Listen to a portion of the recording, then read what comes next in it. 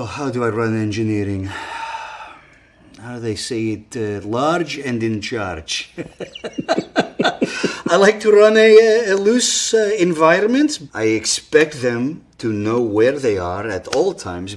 Part of being a chief engineer is being able to anticipate what the captain wants to do next, what he is going to do, and being able to give him what he needs to do that. So yes, the captain took my ship into the atmosphere of a gas giant. He's insane. Who does that? It worked out in the end. Sidis is still talked about. No, we needed 3 weeks at Space Dock after the encounter with the D7. 3 weeks. They gave us 4 days. 4 days. I mean, even with the considerable resources of Starbase 1, we were in no condition to go back into that chaos. I mean, she was just not fully operational. The Ares was in no shape to go into battle. And, of course, that's exactly how I knew that's right where we were going.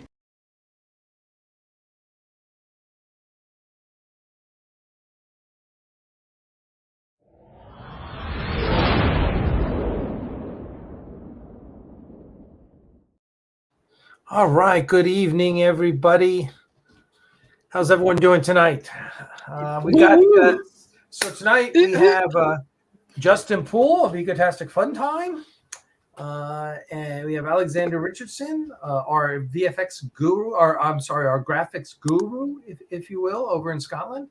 And Jefferson Kelly, who is our YouTube producer now and among many talents. How's everyone doing tonight? We're good. How about you? Oh my gosh. That was a nice surprise we just saw. Oh yeah, I just pulled that out. I saw it was in StreamYard. I was like, oh, let's play this. We haven't played this in a while. It's a good one. Yeah. Yeah. No, and it's just a little bit of what's to come. Just a tad. So yeah, I did. Although I we already have our first winner. We're going to see the movie. 2 minutes past the hour. Oh, look at that! Marvelous. Congratulations! You didn't even wait more than 2 minutes before you asked that question. So listen, so we're going to tell you, since you've asked, we're going to say, like everyone, we always tell everyone, you need to sign up for the newsletter down below. That way, you don't come on our channel and make us ask a question we answer every single time we do a live stream. So the movie's coming out this summer, not good this summer. Matter of fact, I just saw the first round of previs on our VFX. How's it looking? Nice, yeah. As it takes a big swing. I got to ship it all back. No, I'm just so. No, it looks good. We have basically one overriding do not do for the VFX, and that is no space lake. We're not battleships fighting on an ocean, right? It's a three-dimensional environment, and that's one of the things that Tobias Richter did so well in the first one was you felt like it was three-dimensional. So so that's the overriding concern, and I feel really good about what I've seen so far. I just sent it to Mark, so we're going to see what Mark has to say about it. But there we go. As far as the release goes, we're talking right now. There's a film festival in LA the first week in November. And it's quite possible that we will be making that the premiere. So we should push it out of summer technically into fall. But it's a big film festival, and there's a lot of it's at Greenwich Chinese Theater, and that's where we want to premiere it anyway. So it's quite possible we could do it and get them to pay the bill. Wouldn't that be nice? And that would be a nice premiere to do it out of a place like that. That's a nice theater too. I've seen a few films there. Yeah, it's amazing. It's amazing. It is a theater in the front of which Brian Fuller told me how much he loved Axanar, Prelude to Axanar. All right. Yeah, I think we were going to see Mad Max, the Fury Road, and we ran into him there. Anyway, want to say hi to Paul Stern von Alk. How are you? Romano Fracine is here. Scott Good, our stage manager, studio manager, is here. Red Tillers. Hey, everyone. Hey, listen, everyone. I put up there, and I will put it here again. We are supporting a good friend of ours whose sister has a dog that needs eye surgery. And she's trying to raise, she needs $1,600 roughly. So I'm putting it in there. If you guys can throw $10 the young lady's way, it would really mean a lot to all of us.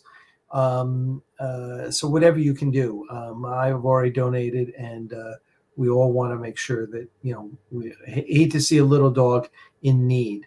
So if you could do that. I just spent the whole weekend doing dog transport while I was sick with, I think I got food poisoning. Not bad food poisoning, but enough that it made my life a little rough. Food poisoning and transporting dogs. And I transported dogs. Yeah. It was a 2-hour drive to where I had to drop these dogs off. Oh, wow. And then 3 hours to Roswell to pick up a cat, and then an hour home. So I was on the road for 6 hours. That's in addition to the morning. In the morning, I had to drive an hour to take the little puppy. I was to pick up a little puppy also. So it was a hellish Sunday. But Got a question for you.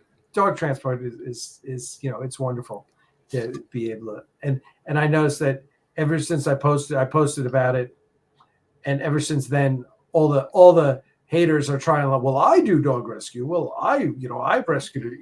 Come on, guys, give it a break. Animal trainers like jump, and they, Troy, how are you doing? It's good to see Troy there. Fettuccine is there. How are you? Michelle Evans, how are you? And as always, when Michelle Evans stops by, I pull her book off my shelf. All right. Rocket Plane. Yes, pick this book up on Amazon. It is just an extraordinary. If you're a fan of space like I am, I also have.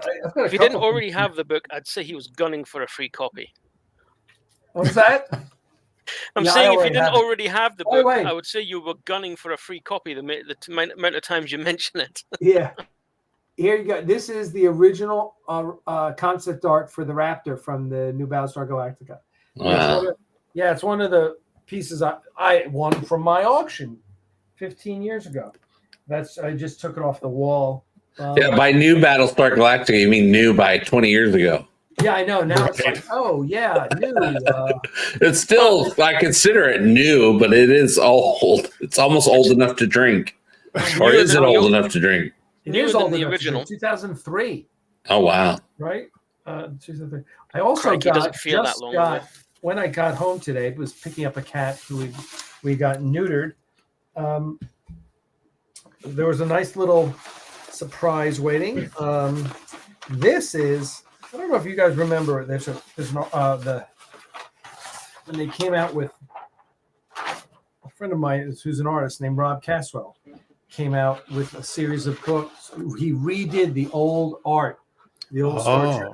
Oh, wow. The old Star Trek novels, right? The James Blish novels. He redid all of them. So this is his for Star Trek 3. It's just one of the best Star Trek images. So anyway, this fine art print, it's beautiful. It's a wonderful paper. So I cannot wait to get this framed and then find a place on my wall. He only makes like 50 of each of these. And he just had done one with all the covers. But he came out with my favorite cover here. So, yeah, very excited about that. So that's kind of... So, big news. Paramount Studios got downgraded. Their debt got downgraded to junk today by the ratings agencies. It's technically double B minus, I think it was, from triple B, or it was double B plus. What does that mean? What does that mean? I was just going to say. It means that it's basically worthless. They don't have to pay their debts, or there's, I don't know the technicalities around that, but what the article did say is it makes it more attractive for people to put in bids for Paramount. So somehow that debt is getting discharged somehow, and I don't know the deal. Seth MacFarlane, buy Paramount. Please, Disney. please. Somebody. Please. Yeah, absolutely. So that was one of the pieces of big news today. There. So how's everyone doing? What first of all, we should ask Alexander how his son is doing. Alexander, he's doing fine. He's just past the 6 pound mark. Just past the what? 6 pound mark. So he's 6 now pounds. ordinary delivery size. All right, very As it good. were. Congratulations. He's no longer this congrats. tiny little thing. Thank you. Yeah. All right. That's awesome. Very good. He's still tiny, but He's a getting baby. there. for That's Christ's what sake. babies Jesus do. Christ. Yeah. They go He's a around little raisin, basically. all tiny. Yeah. They're not going to grow fast like The Child. Season Mhm. 2 TNG premiere. Please Oh, don't yeah, Let's hope that mention doesn't happen. that episode. please Oh my not. God. Please not. No. That was a terrible, terrible episode. Oh my gosh. Well, yeah. Oh, I just wanted to wring Deanna Troy's neck. Today I saw something. I read an article that was posted somewhere about the IDW comics, which featured Cisco, and anyway, I don't know anything about it. I don't follow the new comics, but I was pretty impressed with the quality of the art. I will say. And I saw that Section 31 has wrapped. They wrap production. I saw that as well. I don't see much because I'm always so busy not looking at the internet anymore. But what I did see, I saw that Section 31 wrapped. I'm so glad it's going to be a movie and not like a full series. Oh, it's going to Me be a too. movie. Oh, that's good. Yeah, which Yeah. is, I think that was a good way to go for them to do it as a Yeah, movie. don't drag it out as a 10-episode TV series. People, but if it's just a quick one and done, you watch the movie for 2 hours, I think people will be able to enjoy it. Unlike Starfleet Academy. Oh, that's going to be a series, right? Yeah. I reserve judgment until we've seen something. Yeah. I'm not going to be too harsh on that one because it really has a potential to work. So I'm hopeful for it because it is. I know there's a lot of comparisons out there that they don't want to make it a Star Trek 90210. Yeah. But It'll be at Melrose Place. It could well There you be. go. By the way, I Could should show well be. everyone my shirt. Ducking autocorrect. What the duck? Crystal got me this because I'm always cussing out my autocorrect. Yeah.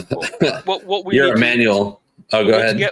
We need to get one about your text to speech mishearing you. I'm sorry, say that again? My goodness, you need to get your ears waxed. You need to get- speak louder. We need to get you something about your text to speech in your car mishearing you because you're always dictating messages, and it sounds like Klingon when it comes through. Yeah. You have to be able to read iPhone dictation, right? That's like a special skill. Mm-hmm. I personally think that. So we all use like dictation to get around not texting in the car, right? Yeah. Right. The problem is it's worse than texting in the car because once you dictate, you then have to look at it and realize how fracked up the dictation is. And then you have to go and correct, or else you just say send and like, Hope And for then the just best. hey, dude, read between the lines. All right. You're going to get the gist of what I'm not here to be, you're not the grammar Nazis. And I'm just, Yeah, nowadays grammar hardly exists anymore.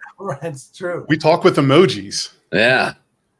We've gotten so far that there are emojis that are not only offensive, but now passive aggressive.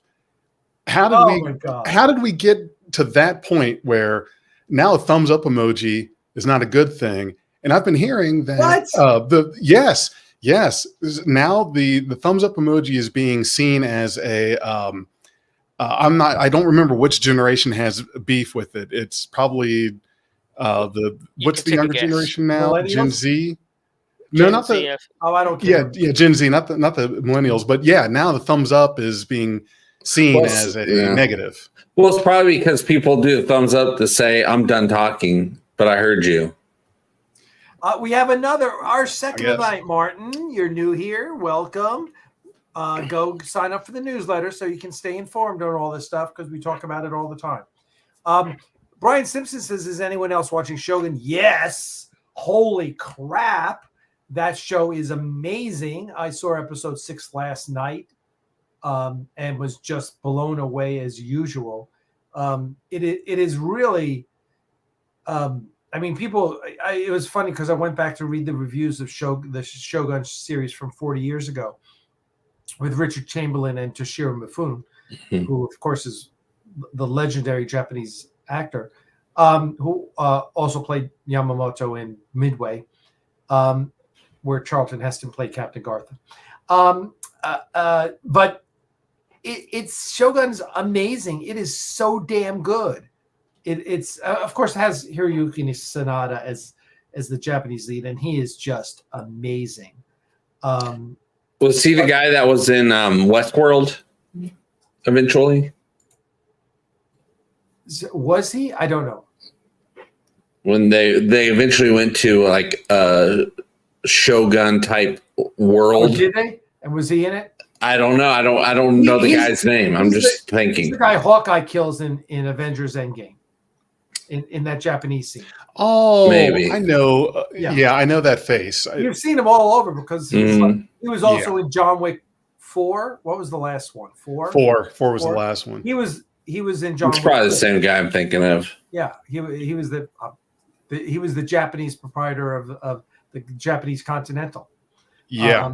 He's he in was. everything. He really is amazing. Of course, he was in Last Samurai. Is probably his first major role. He's an amazing actor. And so anyway, highly recommend everyone go watch Shogun. It's just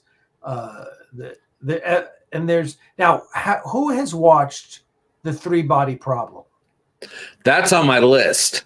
Once I get time, I plan on checking it out. I watched the first episode. No spoilers now. And I'm not going to spoil it. I don't even know what the fuck's going on.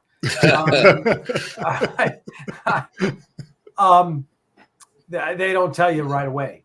And the one thing is it's shot. One, it definitely feels like it's a European TV show because it doesn't have the pacing of an American show. Mm-hmm. And there was another show. There was a time travel show that was similar that I lost interest in fast. So I don't know. I'm struggling to go on with it. But people have told me it's great. So we'll wait and see. What's The 3-Body Problem on? Is that which streaming is that It's on? Netflix, I think, isn't it? Yeah, that is Netflix. Yeah. Is it Netflix? Yeah. Mm-hmm.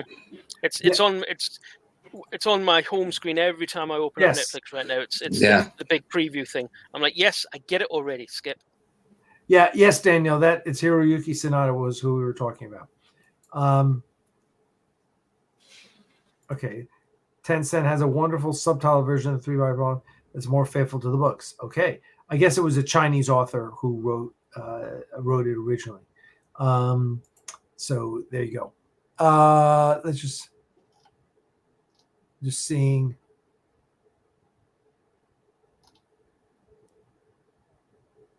Speaking of Netflix, Brooklyn Nine-Nine finally is on there. I've been wanting to see that series for a while. And now, what's that series about? Brooklyn Nine-Nine? Oh, it's a great comedy series about the 99th precinct, basically a cop precinct in Brooklyn. Have you seen and Parks it's comedy. and Rec? It's comedy, okay. Yep. Have you seen Parks and Rec? It's Parks and Rec, but police. Yes. Yeah, that's a good way of looking at it. Okay, I haven't seen Parks and Rec either. Oh, you got to watch Parks and Rec. Really? Yeah. It's like Brooklyn Nine-Nine, except for a parks department. Oh, gosh. Well, good. So anyone else have any Star Trek news that we should cover tonight? I do. I saw this today, and I was surprised that I saw this, but not the anything about Section 31. But apparently, there's talk that there's going to be another reboot of Star Trek, that there's a movie being talked about that's going to basically be like a Star Trek origin. And that immediately made me frustrated and very Leave perturbed. Spock alone. Because, yes, No more Spock. I love him. Leave him alone. This whole restart something every 10 or 15 years, Ugh. it just doesn't. It's going to stop working. It's not going to last forever. And honestly, there's that, and they're still trying to talk about a fourth movie in the Kelvin timeline, which I'm pretty thoroughly convinced it's not going to happen. It keeps coming up about every couple weeks. I don't see that happening. And now there's this talk about rebooting Star Trek again. Who is coming up with that idea? Because the internet. I think it's the internet. It's just like it's horrible. Almost every 6 months, you get a new story about how this Titanic 2 project is set to set sail. And it's always 2 years ahead of the date of the article, and it's a dead project. They're still always talking about Firefly all the time. Yep. So that's what's happening. It's just people. Yeah. They haven't got anything to report, so they just drag up some old news. Yeah, or they just straight up make it up. Yeah, I can only imagine if you have to have some kind of article or story about Star Trek, for example. Like you're a Star Trek writer, you have to have something every day. Sure, I guess if there's not a whole lot going on in between Star Trek series, I'll go back to that well every week and talk about, hey, another Star Trek movie is being talked about. Yeah, no, it's not really. Yeah, talk is just talk. Until something is built or in production, it's and even still, it's not a thing until it's released to watch. My thing is, I'm tired of seeing it. I wouldn't want it.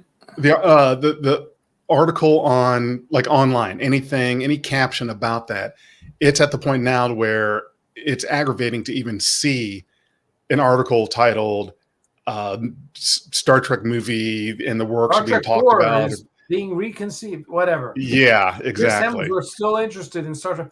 I went to a Trek movie today for the first time in months and months and months, and I was kind of disappointed in the quality of the articles.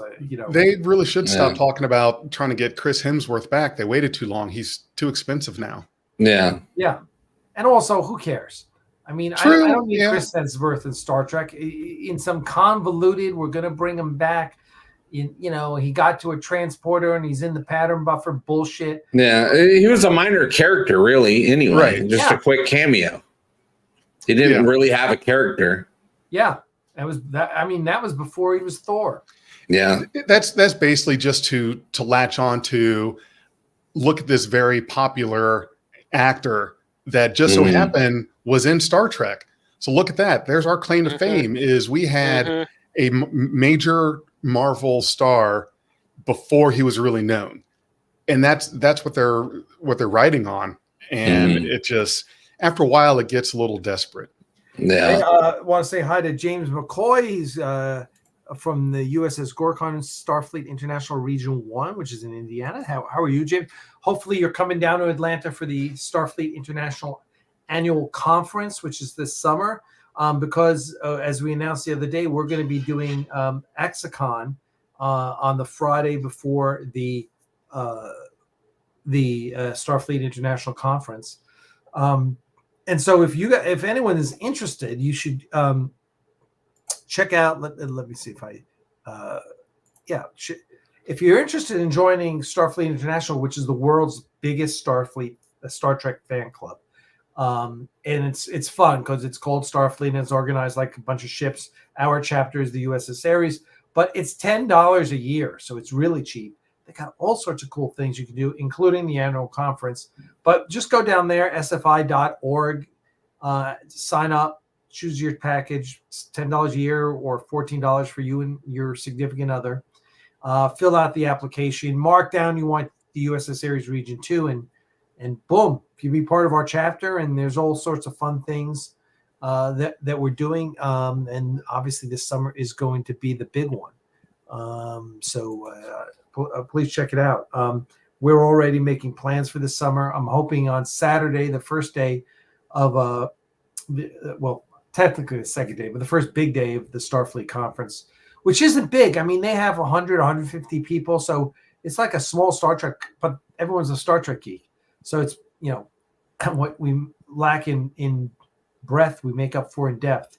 But that's nice that it's smaller. I like the sound of that. I'm a grouping of 50, 100, 150 people. That's great. I mean, that's perfect. I think in our age, we don't party like that anymore. Large, rooms of thousands of people. I think that's great because then it's more personable that way. You can actually feel like you can get to meet people and talk to them when it's something smaller. Which I think that's great. And for the price of a foot long at Subway, you can have a membership for a year for Starfleet International. So it's nothing really, honestly. There you go. Yeah, it's a lot of fun. And the Starfleet Academy, which they have, is like hundreds and hundreds of courses you can take on everything from real world things on to you want to find out, you want to get an engineering degree in warp plasma mechanics. You can, and good luck finding a job in it, maybe eventually. Yeah, someday. It's great stuff. Tell them about the guy with the certificates. We were talking when we did our podcast recording. Oh, so Scott Vanderbolen, who's taken like 100 courses in Starfleet Academy. It's crazy. We made him a lieutenant commander. Just we're like, okay, you can stop taking courses now. We'll make it. But he's also our social media director. So that's a lot of courses. Yeah, that's a lot of courses. James McCoy, we hope you're coming down for the annual conference this summer. Because it should be a lot. It should be a lot of fun.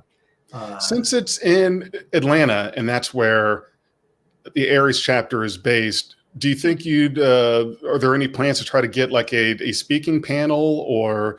Yeah, so we're having a couple. Yes, we've already talked to the powers that be, and we'll be doing, probably 2, maybe 3 panels. I mean, I'd like to do one that's just, us showing.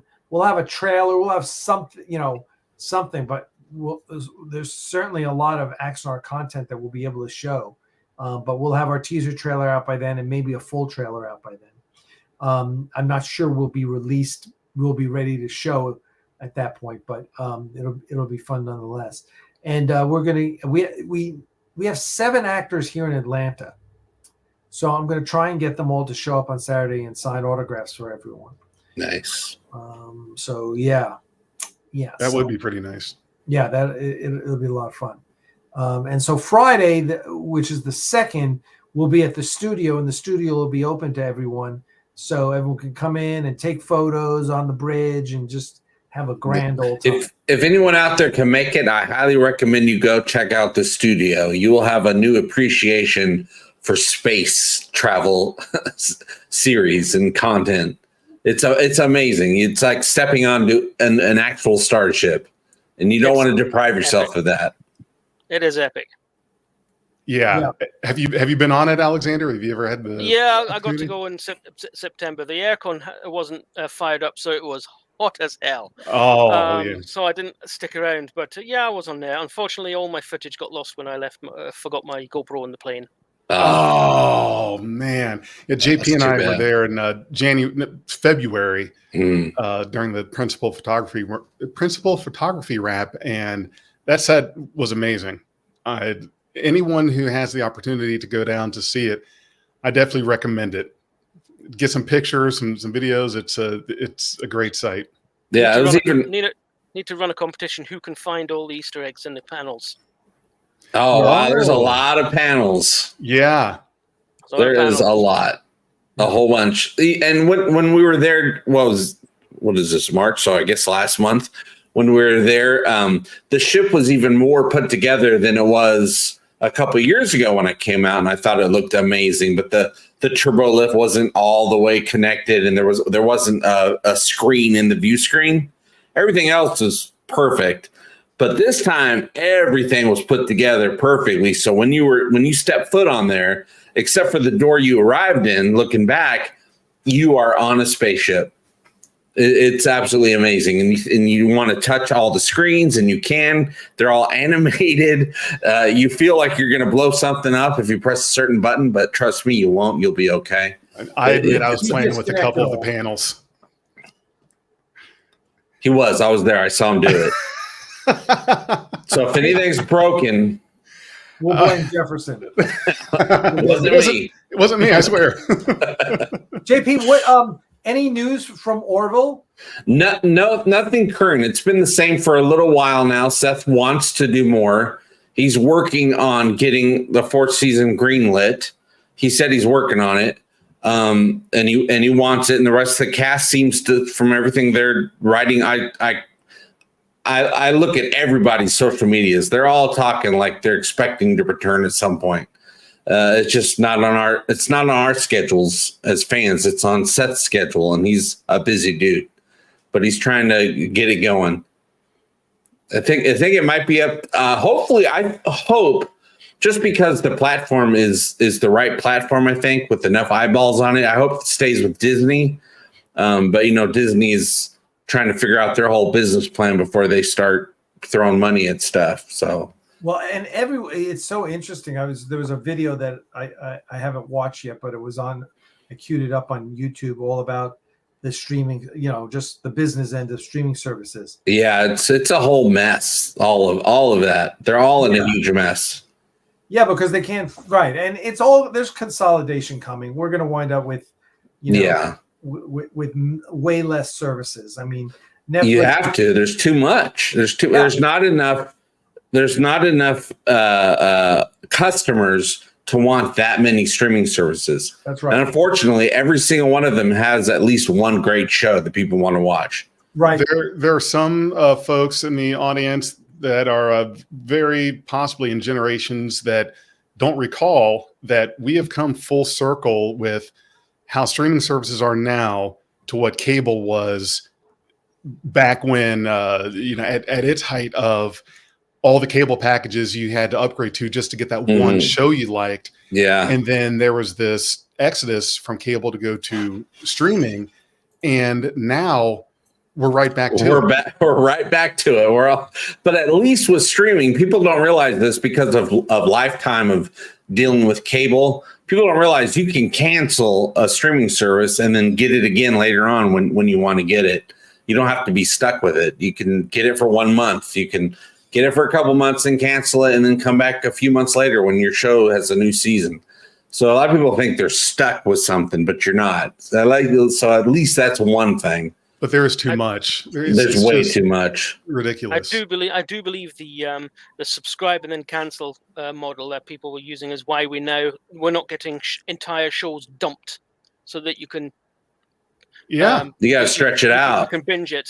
Yeah, and now getting released as TV shows used to get released once a week. Yeah, I prefer that because for fandom type shows, I prefer that because the fans can talk and wonder. It really helps a fandom. But for like a regular drama or something, I'm just like, just dump the whole thing at once so we can binge watch it, or else I might not watch it at all. Well, I think for a lot of that stuff, the way I look at it is, if you're a writer or podcaster or whatever it is, I am very, very thankful that a Star Trek season is not dropped all at once like a season of something on Netflix. Yeah, I wouldn't be able to do.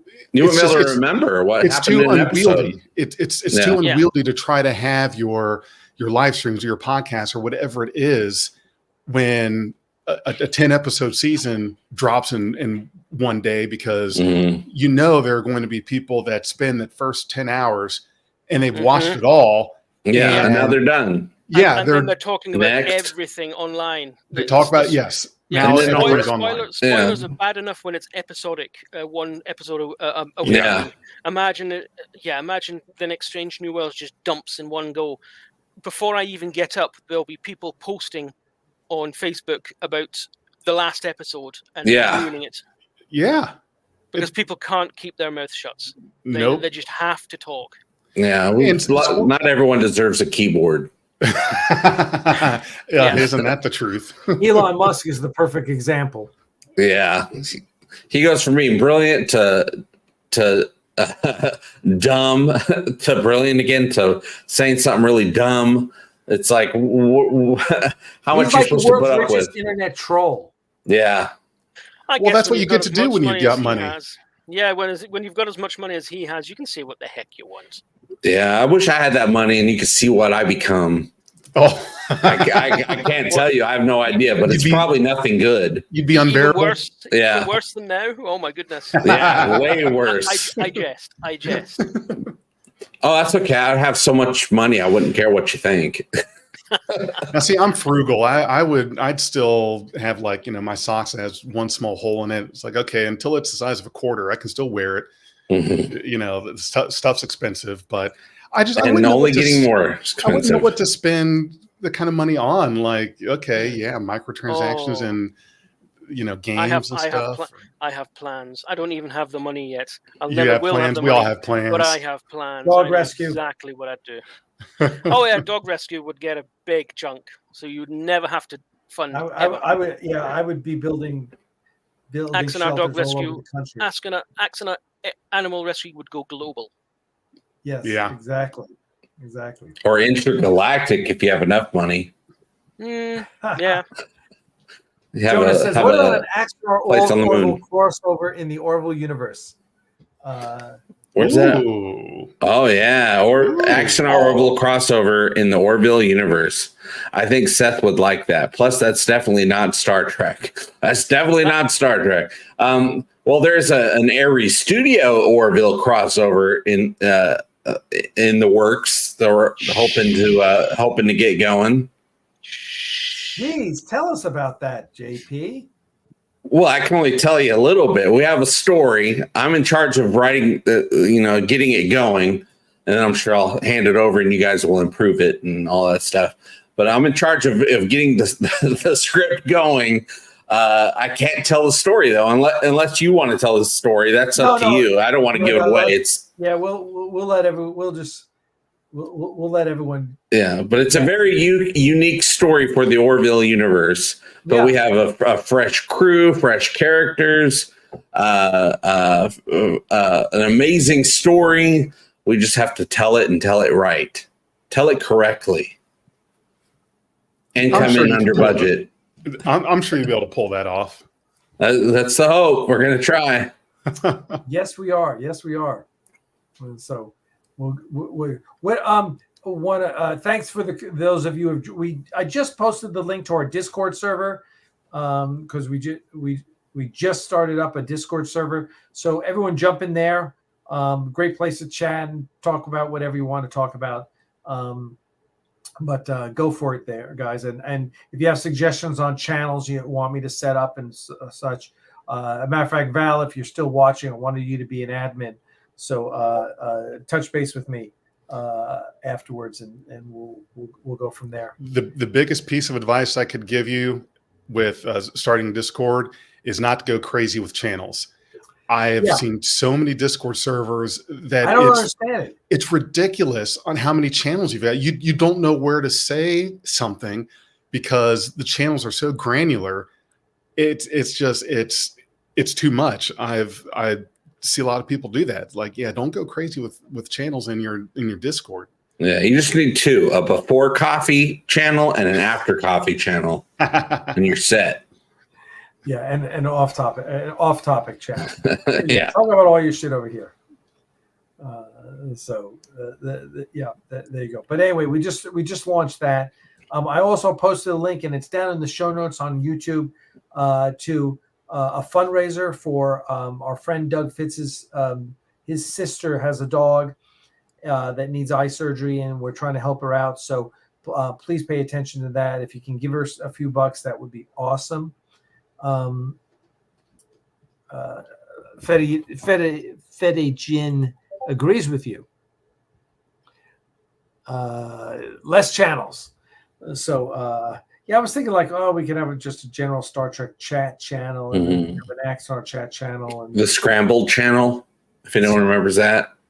No, what's the Scrambled channel? You don't remember in cable, you'd turn to channel 0 and there'd be the Scrambled channel with all the adult content behind that Scrambled. That was a very important channel when I was a kid. Even though you didn't get to see it. Didn't get to see it, but I think once or twice it was unscrambled for whatever reason. Ooh. Preview. Then I closed my eyes and turned away and walked out the room and did something wholesome. Very I'm not supposed to see that. Very, very cool. Yeah. Yeah. But I was going to say before is, we are in the same situation with streaming services that we were with cable. You buy cable, you spend $100 a month, and you get a gazillion channels. And I don't want a gazillion channels. I want like 10 channels. I just want whatever show I want to watch. Yeah. So I think and streaming it's the same. It's just crazy. So it would be interesting to see just pay as you go model. Like I pay for the shows I watch. Yeah. If I'm watching Shogun, then that costs me $1 an episode or $2 an episode or whatever it costs me, however, so something like that, I think, it's kind of like when you go to Amazon and you buy a season of a TV show for your, and I was thinking just that. Yeah. It's like $17.99 and you've whatever. Got a season. Yeah. So there you go. To Roland, Roland's asking about the Axanar book. If you talk about the script book, we're working on it. So that is something in process. I didn't even know about that. There's a book. There's going to be a script. Yeah, the original full-length feature. Yes. Gotcha. We did it as a fundraiser last year, and it got sidetracked, but it's back on track.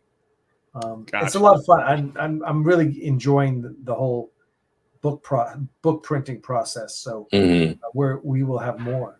Well, it's nice to have a physical piece of content, not just something digital that you put out for people to watch. Whatever. Some people can hold it. They can read it. They can have it. Yeah. Take it to the restroom with them, except for on a starship. They don't have restrooms. Yeah. Well, you got to hold it a long time. Yeah. Speaking of which, did you ever see the Stage 9 Enterprise D walkthrough? That was, I think it was one guy was doing it. It was in the Unreal engine, and on the bridge, you go. If you're looking at the bridge, the way the characters are, so it's on the bridge right. There's a head, and in there he's got the 3 seashells. Oh, if you know, you know. Wow. Oh no. That's a different IP. Yeah. Indeed. But hey, half the jokes on the panels on the areas crossing the streams. Yeah. Did he at least know what the third seashell is for? He doesn't say. By the way, Sunday we will have a release of Mark Edward Lewis's short film, The Icarus Maneuver, which takes place in the Axanar universe and features the USS Ares. Was filmed last year on the set of on our bridge set, and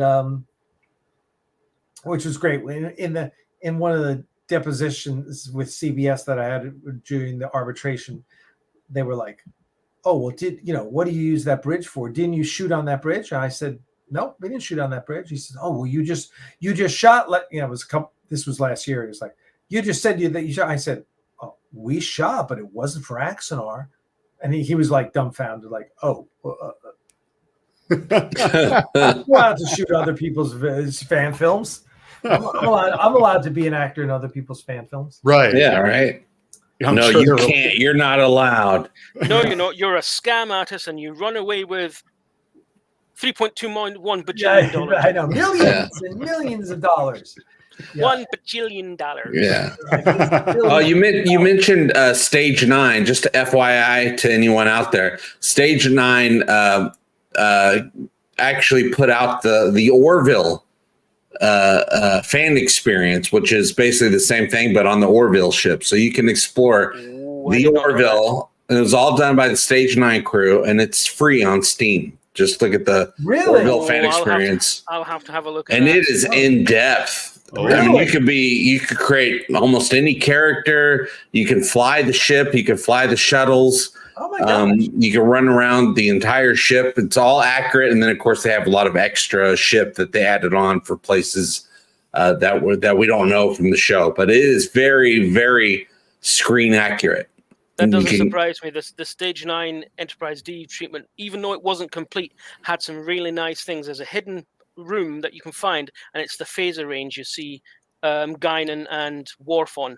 Oh, nice! It's you can even play a game or two, and you can set the difficulty, so you can fire off the phaser and try and hit the targets. Yeah, they have that on this too. You can pick up. It's a sandbox. There's not anything to do except for explore. But you can fly around.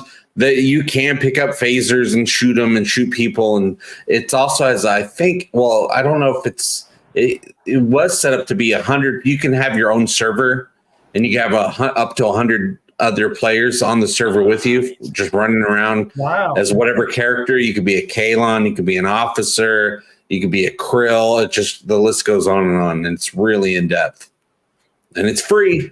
You can't explore Stage 9's Enterprise anymore, but you can explore their Orville. You might be able to find a copy of it somewhere because once it's on the internet, it's always on the internet. But that's true. Officially, once they got C and D, they axed it. But I just happened to have downloaded a copy of it about two or 3 days before it got C and D. Oh, nice! I've still got a copy. I've only seen videos of it. But also, Seth MacFarlane and the crew also handed over some materials for Stage 9 to use in order to accurately reproduce the Orville, like their panels and stuff like that. So it's fully endorsed by Seth MacFarlane. That's how you treat the fans. Yeah. I know, right? Someone's treat the fans. Exactly. Someone's delivering something that the fans obviously want. Embrace it. Yeah. Embrace it. Right, because whatever, also like fan films and stuff, or it's all just adds to the conversation and keeps people attached to the IP, which is their IP. So if someone makes an Orville fan film, wink, wink, it's just going to make more eyeballs want to watch the original Orville. The problem is you have the bean counters and the high level capitalists that do not want anyone to make anything from something that they own. Yeah. Not even to take ideas or to somehow create more content for a streaming service. It's just there are companies that are very like Star Wars is great with their fan film community. Mm-hmm. They really know how to treat them, whereas with Star Trek they're not. So there's a couple different ways to do the business. You can do it the embrace the fandom way, the embrace open arms way, or you can do it the standoffish. Yeah, it's my ball. I'm going home. Yeah, it's my ball. Get your own. Well, you look at just the Axanar content that's come out. We have 2 fan films that have come out already. We're about to have a third, and I'm like, wow, isn't that awesome that other people want to play in my sandbox? Mm-hmm. Isn't that great? Absolutely. Yeah, it's and fun. It all is paying service to Star Trek. Yeah, no one's making money off of it. Although Star Trek is. Star Trek is probably making money off of it some way, somehow. Yeah.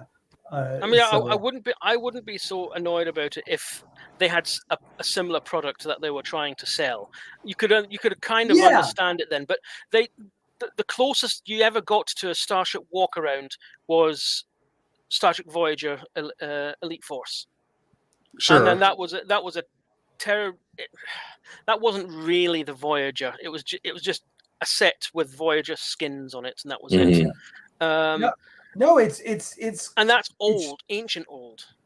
Yeah, you look at all the Star Wars fan films out there. There's so many, and it's so much fun for people. But also, look how prolific Star Wars is in expanding their universe. I mean, and look how the thing about Star Wars is it is very consistent in its art direction. Right? They're not constantly. I mean, now we have seen we have seen the stormtroopers' armor, evolve over time. Yeah. Mhm. Basically, it's the art direction is pretty simple and it's very consistent. And this is I'm in the Star Wars universe. This is Yeah. Well, I thought the new trilogy, no matter what your opinion, it looked like Star Wars a lot more than the prequels did. Yeah. No. I don't disagree. I think that you're right. To me, it's not that the prequels didn't look like Star Wars. It was just very obvious that the primary intent of the prequels for George Lucas was the special effects. That was the focus, was how much can I pack into any single scene in any movie that shows off our graphics work. Mm-hmm. Well, listen, I think there's, if you're writing a screenplay or if you're writing a story, you can be story driven or you can be character driven, or ideally you're some combination of both. The problem with the prequels was they were all story driven. They had to get from A to Z. I mean, George had it planned out. Okay, we know that the end of the third prequel is going to be Darth Vader, Anakin becoming Darth Vader and the scattering of the Jedi. That's the end. So wherever he starts the beginning, it was like we now have to get, when he decided that it was going to be Anakin as a young boy, we have to tell this story and all these beats that we have to hit, and the Emperor Palpatine and all of those things. So he was very focused on telling the story, and because it was George Lucas, and at that point, he really wasn't listening to any. He didn't have a Gary Kurtz, or a Marsha Lucas, saying, "Yeah, we got to do better here." Gotcha, George. We understand where you're going, but we need to. Here's what we need to change. He didn't have anyone like that, which always happens with people who were successful in one way or another. Yeah, they get so big, nobody tells them what's up. No one's telling Elon Musk, "Hey, stay the fuck off of Twitter, you idiot. You're looking like a Twitter asshole." No one's telling him that. Ridley Scott's another one. No one tells him. Maybe you shouldn't do that. Ridley Scott, in case you didn't hear me. I'm going to refer to Don Power Ranger, who says, there are people who are done with Star Wars. Like, are they done, or are they just saying they're done? And then as soon as there's a new Star Wars, they watch it. They'll watch it. You can't. If you're done with, you got to complain about it. Yeah, and if you're done with the sequels because you didn't like the sequels, I'm like, okay, gotcha, right? But there have been, how many TV shows have there been now? 4, 5? Oh, I don't even keep track. Boba Fett, Andor, Ahsoka, 4. Obi-Wan. Did you mention that? Obi-Wan, and now we've got Acolyte coming. Acolyte's coming. And the teaser trailer that they released is getting all sorts of hate. I saw that, as we knew it would. Yeah, I mean it's a trailer, and it's not A New Hope. So unfortunately, unfortunately, there's a variation in quality on all the. I mean, you had 3 seasons of Mandalorian, 1 of Boba Fett, 1 of Andor, 1 of Obi-Wan, 1 of Ahsoka. All right, so you've had 7 seasons worth of Star Wars. You can't tell me they're all equally good or bad. There's a range. I mean, Boba Fett was probably the worst, but Ahsoka was, I would argue, Andor was probably the best, with Ahsoka, and Mandalorian really close behind it. So you can't tell me they're all bad. And Kathy Kennelly's finally given it up to Dave Filoni. So we have Dave making up the decisions. And if you think there's someone better for Star Wars than Dave Filoni, you're out of your fracking mind. I'm sorry. Who's going to, it's like saying, oh, we need to replace Kevin Feige. Really? You need to replace Kevin Feige? But yes, they're Marvel's a bit of a mess right now, but they've taken the steps and they're changing the way they do things, just like they did at Star Wars. So, this Star Wars is dead to me. Oh, you know what? You know what I say to people like that? If you say that, then fine, good. The fandom doesn't need you. You're toxic. Go. Just let the rest of us enjoy it. It's the same as the people I've not watched one Star Trek since the 2009 film because it's all crap. Well, if you've not watched it, then you can't say it's crap. Yeah, right. Oh, by the way, Leave. we also have 3 seasons of Rebels. I'm sorry, one season of Rebels and 3 seasons of Bad Batch. Yeah, I was just going to say, what about Bad Batch? Yeah, so that's 4 more seasons. So now we're at 11 seasons of new Star Wars that we've had. Listen, when it's on TV, you'll watch the sequels when they're on TV, and it's still a dagger through your heart how bad some of that shit is. Mm-hmm. But you know what? Okay, I'm moving past it. I'm focused on all the TV that's coming out, and Bad Batch is great. Rebels great. So why, with all due respect to Doomcock, listen, he's a shtick, right? Those guys they make their money off of creating outrage. Yeah, so you have to watch the stuff in order to complain about it. Yeah. And will be the plan, whether it's good or not. Yeah. Is to complain about it because that's the audience. Yeah. That he's appeasing. Yeah. But if he doesn't, that's good. You're walking the walk.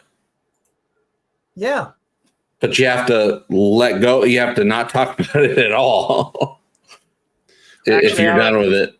I'll agree with what Oliver's saying there. Yeah. Yeah. So it's definitely the weakest of all the live action shows. Don, I'll talk Don, and just since we dropped the name Doomcock, if you haven't gone to Overlord DVD and seen some of the stuff, his videos, every one of his videos is, and I like the guy. I don't really know him. He and I've exchanged emails and conversed here and there. And he's a big fan of Axanar. So there's a difference between, first of all of his videos when he uploads videos. Yeah, it's all. I mean, he's been saying that Kurtzman was going to get fired for 5 years.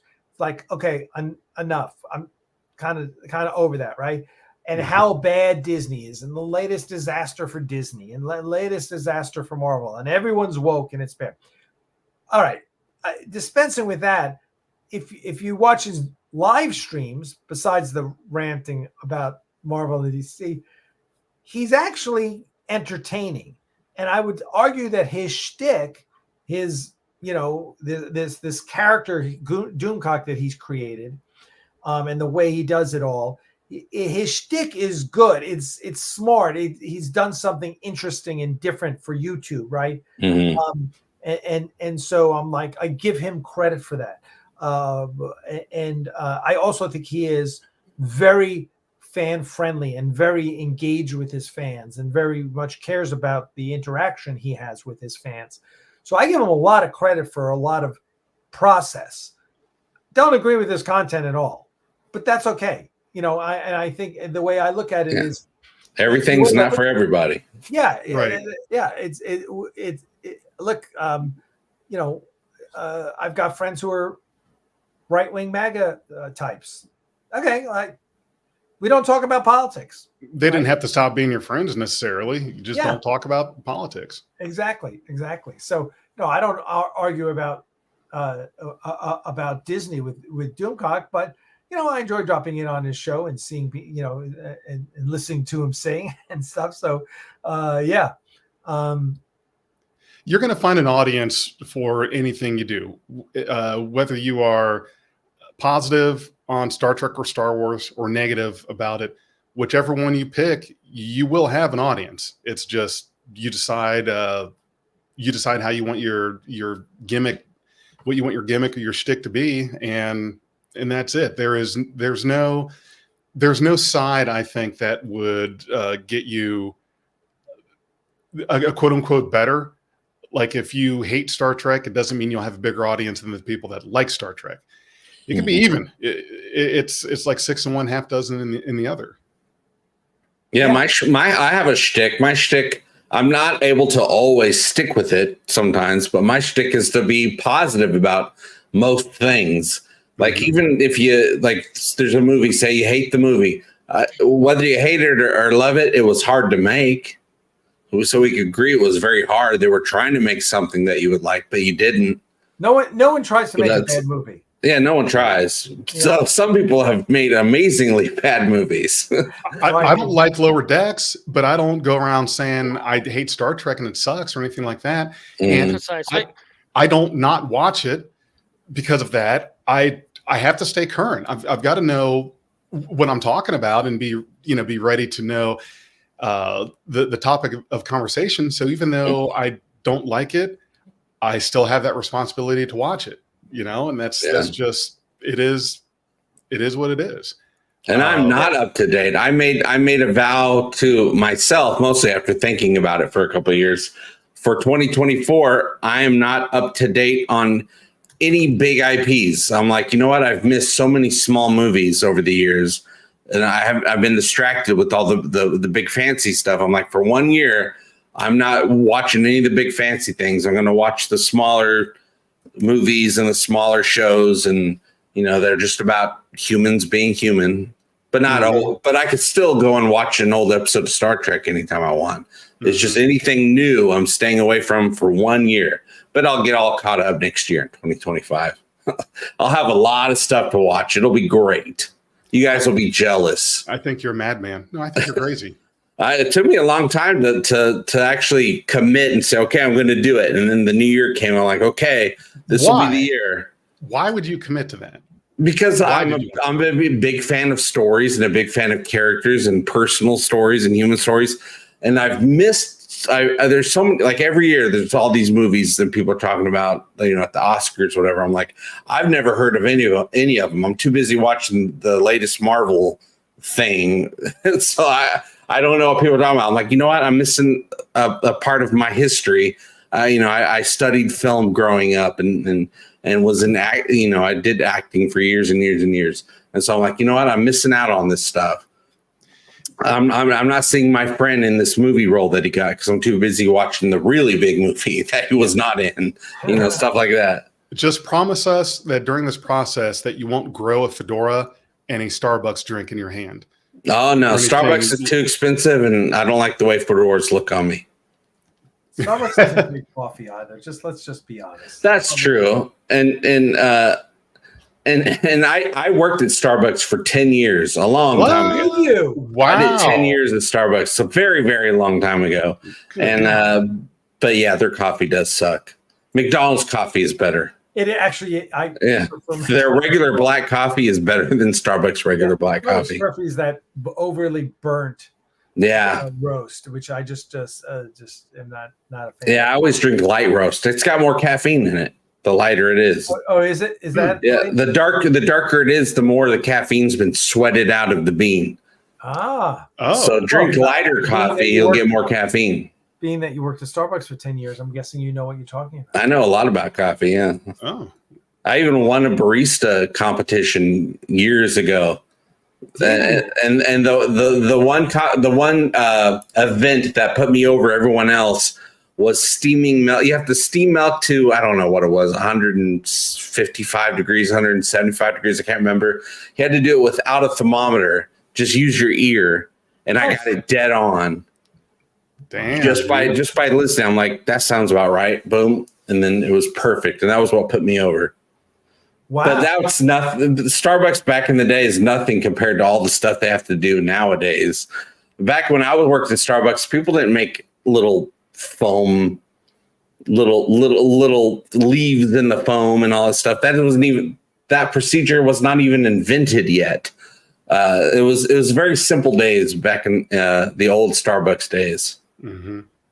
Well, they're that expensive now. They need to give you something to make you think that you're getting your money's worth. Yeah, right. Because you're not. You are definitely not getting your money's worth. It's just brown bean water, and they're charging an arm and a leg for it. Bean soup. Yeah, pretty much.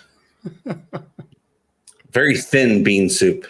It's kind of like the racket that like Domino's and whatnot have got. It costs them like a dollar per pizza. Yeah, and that's including all overheads, everything. And they're selling them for how much? Well, here they're it's almost $30 a pizza at Domino's. Well, they got some good deals, but wow, $30 for Domino's pizza, £25. Wow, holy crap, that's too much. Oh yeah, that's way too much. Well, we're not too far off here. That's true. Well, Domino's, you can get some. They have some good deals. I mean, but it's a crappier version of their food. But you can get like the $5.99 deals but you have to order. But you order a few things, and it adds up to $30 every time. Yeah. Gosh. Yeah. Now I will say that Domino's, I do like this thin crust pizza. Mm-hmm.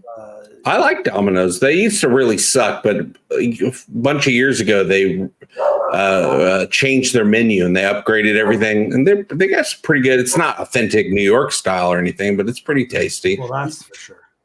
I miss their double decadence base. At least we don't get it over here. The double decadence. It's like what is that? Two incredibly thin crust pizza bases on top of each other with some sort of sauce in between. It was delicious. Oh wow! You can just order two thin crust pizzas and put them on top of each other. I suppose you could do that. Yeah. But that'll be $60 for you. Yeah. I mean, they do have a Home Alone deal for it's not £20, which is what, $25. Yeah. Give or take, and you get a large pizza, a side, and a drink. Well, Brian Simpson says something in the chat that's very true. Fast food is becoming unaffordable. Not just he's in California, but it's not just California; it's everywhere. It's all over the world. Yeah, all over the world. It's crazy. You can go to a regular restaurant for the price of fast food. All over the Western world. Yeah, the Western world. Yeah, People are complaining about McDonald's over here, saying, "Well, I can't take my kids to McDonald's every day now." Wait, every well, day? you shouldn't. Why would you take your kid to McDonald's every day? That's the American way. Exactly. I mean, it's supposed to be a treat. Maybe once a week or once a month, not every day. Yeah. Right. Well, yeah, no, they are getting expensive. Yeah, they are. Oh, geez. Got to pay those shareholders. Mm-hmm. And the executives. Yeah, they're getting their share. That's for sure. Mm-hmm. Yeah, yes, they are. Well, I read a thing, McDonald's, because a lot of people are complaining about McDonald's prices they're just way too high. Because McDonald's used to be the affordable option for people. Mm-hmm. And it's regular restaurant prices now, except for you're getting it through a drive-through. Eventually it's gonna crash, and then they're gonna go, oh. Yeah, I think enough people have complained about it that McDonald's even say, yeah, we're working on lowering the prices on our menu. I don't think they have yet. And I don't know if they ever will, but they said they're working on it. Expensive. I go like once a month. I'll go and get a once a month. Yeah, you're probably fine. But I hardly ever go. I had to go to McDonald's because I had to pick up the kid, take him to my stepson, take him to baseball practice. So I picked him up a couple of McChicken sandwiches so he ate something before practice. But that was the first time I went to McDonald's in a very long time. But it wasn't too pricey because I got it off the $1 something menu, which used to be just the $1 menu, but now it's always $1 and something. So it's just a couple bucks, but it's one of the very few things in their item you can get at a almost decent price. Yeah, we used to have the 99 pence menu, but now it's the saver menu. And there's nothing under $3 in it. Yeah, that's where it's going. Mm-hmm. Well, I think go ahead. We're at the end of our time. Oh, we're just getting going. Everyone together for a little chat. I know, huh? But we're already at an hour, and we all need to move on. I do because I've got VFX that I've got to go over with Mark, and I got to talk to Jefferson over here about editing and stuff. So everyone, pay attention. We got a podcast coming out this week, Jefferson. It is uploaded. It is on YouTube. It's ready to be published. Okay, Just pending when you would like to have that come out. But I'll post it tomorrow. Excellent. Yeah. So the next Axanar podcast, we talk about Starfleet International. So tune in for that. Check out the Axanar YouTube channel. So that one will be up there, and then it's a good Friday podcast. Night, we're talking with Mark Edward Lewis. We're going to do we have to do Axanar Confidential, and then we have to do a podcast with him as well.